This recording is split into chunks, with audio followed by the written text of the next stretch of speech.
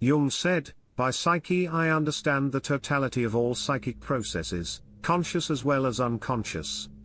Leibniz said, "The pleasure we obtain from music comes from counting, but counting unconsciously. Music is nothing but unconscious arithmetic." Who invented the incredible concept of the unconscious? A prime candidate is Leibniz. What he actually meant by unconscious was that we are receiving signals from all around us but we are not aware of most of them. Leibniz said, "Since on awakening after a period of unconsciousness we become conscious of our perceptions, we must, without having been conscious of them, have had perceptions immediately before, for one perception can come in a natural way only from another perception, just as emotion can come in a natural way only from emotion." The unconscious, defined in these terms, is all about those signals that fail to rise above a certain threshold where we can become aware of them. They are of the same kind as the signals we do become conscious of, but they are of a different degree, their amplitude is too low, or our consciousness is directed elsewhere. Philosopher Gilles Deleuze said, "Just as there are differentials for a curve, there are differentials for consciousness. The two domains, the psychic domain and the mathematical domain, project symbols. If I look for the lineage, it's Leibniz who proposed this great idea, the first great theory of this differential unconscious, and from there it never stopped." There is a very long tradition of this differential conception of the unconscious based on tiny perceptions and tiny appetitions. It culminates in a very great author who, strangely, has always been poorly understood in France, a German post-romantic named Gustav Fechner. He's a disciple of Leibniz who developed the conception of differential unconscious. So, the first idea of the unconscious concerned the differential unconscious, namely, what has a strong enough signal to enter our awareness, and what doesn't. Deleuze wrote, "What was Freud's contribution? Certainly not the unconscious, which already had a strong theoretical tradition. It's not that, for Freud, there were no unconscious perceptions, but there were also unconscious desires. You recall that for Freud, there is the idea that representation can be unconscious, and in another sense, affect also can be unconscious. That corresponds to perception and appetition. But Freud's innovation is that he conceived the unconscious, and here, I am saying something very elementary to underscore a huge difference, in a conflictual or oppositional relationship with consciousness, and not in a differential relationship. Conceiving of an unconscious that expresses differentials of consciousness is completely different from conceiving of an unconscious that expresses a force that is opposed to consciousness and enters into conflict with it. Freud's innovation was to place the conscious and unconscious minds in conflict. The unconscious was what the conscious mind rejected and repressed. Deleuze wrote, in other words, for Leibniz, there is a relationship between consciousness and the unconscious, a relation of difference to vanishing differences, whereas for Freud, there is a relation of opposition of forces. I could say that the unconscious attracts representations, it tears them from consciousness, and it's really two antagonistic forces. I could say that, philosophically, Freud depends on Kant and Hegel, that's obvious. Those who explicitly oriented the unconscious in the direction of a conflict of will, and no longer of differential of perception, were from the school of Schopenhauer that Freud knew very well and that descended from Kant. So, we must safeguard Freud's originality, except that in fact, he received his preparation in certain philosophies of the unconscious, but certainly not in the Leibnizian strain. We can regard the unknowable thing in itself, of Kant and subsequently of Schopenhauer, as having a strong relationship to the unconscious. We can see the idea of the unconscious being an antithesis in relation to consciousness, the thesis. Then some sort of therapeutic Freudian psychoanalytic synthesis is applied to these competing components, the acceptable and the unacceptable, the unrepressed and the repressed, the whole scheme being highly Hegelian. With Leibniz, certain signals weren't strong enough to rise into consciousness. With Freudian repression, the signals were easily strong enough to enter consciousness, but were deliberately prevented from doing so. They were forced out of consciousness as opposed to not being strong enough to enter consciousness. For Freud, consciousness was primary, and the unconscious was what was rejected by consciousness, which then served as a means for undermining and sabotaging consciousness. With Jung, the idea was that reality was essentially unconscious, and consciousness was in fact some outgrowth of the unconscious, but was everywhere penetrated by, and, in the deepest sense, controlled by, the unconscious. For Jung, the conscious ego was a small part of the psyche, while the unconscious self, unconscious in the sense that it pre-existed consciousness, hence was not defined in any way by consciousness, controlled the whole psyche. Jungian analyst James Hollis said, "The self is the purposiveness of the organism, the teleological intention of becoming itself as fully as it can. The self is unknowable, though its intentionality may be inferred from its expression through the venues of the body, affect, cognition, as well as through symptoms and dream images, as the self embodies the totality of the organism, and its mysterious, autonomous activity, so we may never know it fully any more than a swimmer could know the ocean. One must be content with a sense of self, the self forever unknown, unknowable."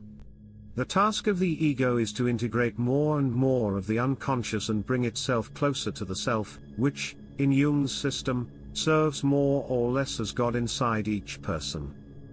Jung's view of the unconscious was drastically different from Freud's, which was drastically different from Leibniz's.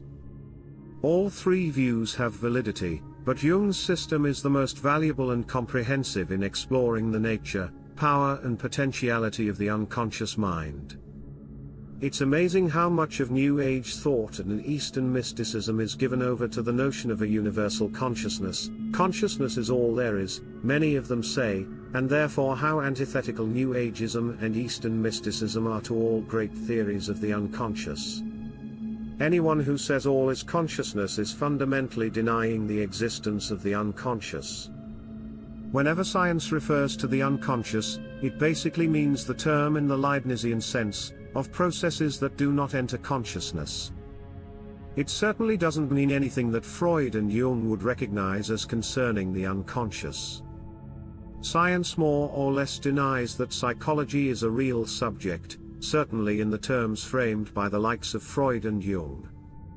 For science, the mind, to the extent that it exists at all in science, is either about consciousness, or about those perceptions we register but not strongly or clearly enough for us to be aware of them, hence they are unconscious.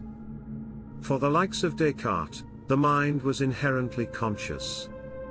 When things weren't seemingly conscious, it wasn't because they were unconscious, but because they weren't remembered. What others called the unconscious was for Descartes simply the unrecollected. For Freud, the ego produced the unconscious. For Jung, the unconscious self produced the ego. The self was infinitely more complex than the ego. Jung wrote, the unconscious would in fact be, as it is in Wundt's psychology, nothing but a vestige of dim or obscure representations, or a fringe of consciousness, as William James calls it, were it not for the existence of complexes.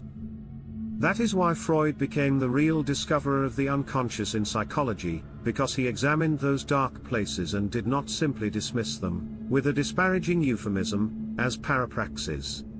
The via regia, royal road, to the unconscious, however, is not the dream, as he thought, but the complex, which is the architect of dreams and of symptoms. Nor is this via so very royal, either, since the way pointed out by the complex is more like a rough and uncommonly devious footpath that often loses itself in the undergrowth and generally leads not into the heart of the unconscious but past it. Freud's work owes an enormous debt to Schopenhauer and Nietzsche, both of whom were obsessed with the irrational will. For them, it was the irrational will, as opposed to conscious reason, that fueled the unconscious. The unconscious is outside consciousness exactly because conscious language cannot capture it, because conscious reason and logic cannot discern its properties. Only ontological mathematics, the language of nature, can accommodate the unconscious, since that's what the unconscious is made of, that's what the unconscious is. However, the language of mathematics is so alien to most people that nothing could be further from their conscious awareness, or more hastily thrust into the shadow, to get rid of it. R.J. Hollingdale wrote, Schopenhauer's thesis was that will is primary, intellect secondary. If intellect is the tool of the will, then human actions are determined not by reason but by will. Eduard von Hartmann translated Schopenhauer's will into the unconscious, the philosophy of the unconscious, and it is unnecessary to elaborate on what Freud subsequently made of the unconscious. We are now so used to the notion that the springs of human conduct are to be sought not in the mind but in the will that we have forgotten that this notion had to be invented, and that it was Schopenhauer who invented it.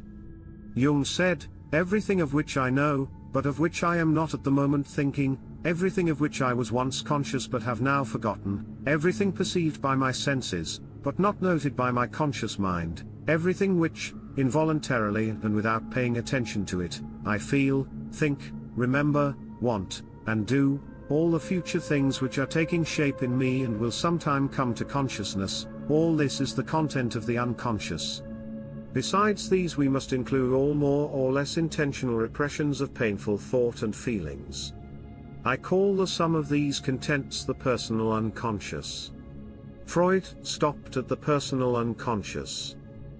Jung went further and brought in the collective unconscious, a much grander unconscious structure, with much more power and influence.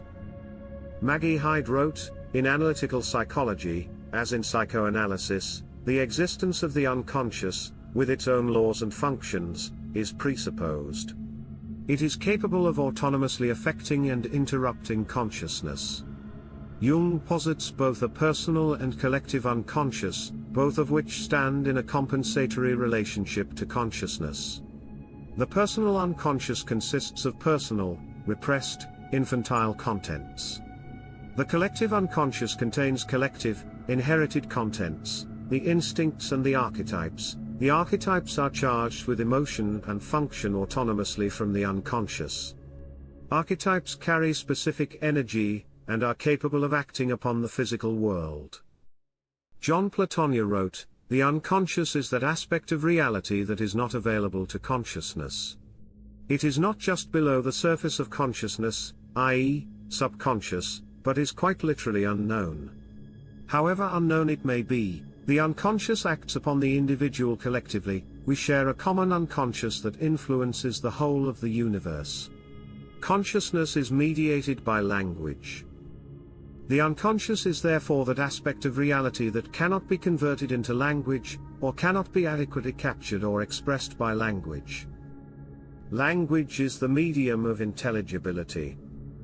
Anything inexpressible in language terms is unintelligible. The aspect of existence that is unintelligible is the experiential aspect. No one can know what the experience of blue is going to be like by reading about it.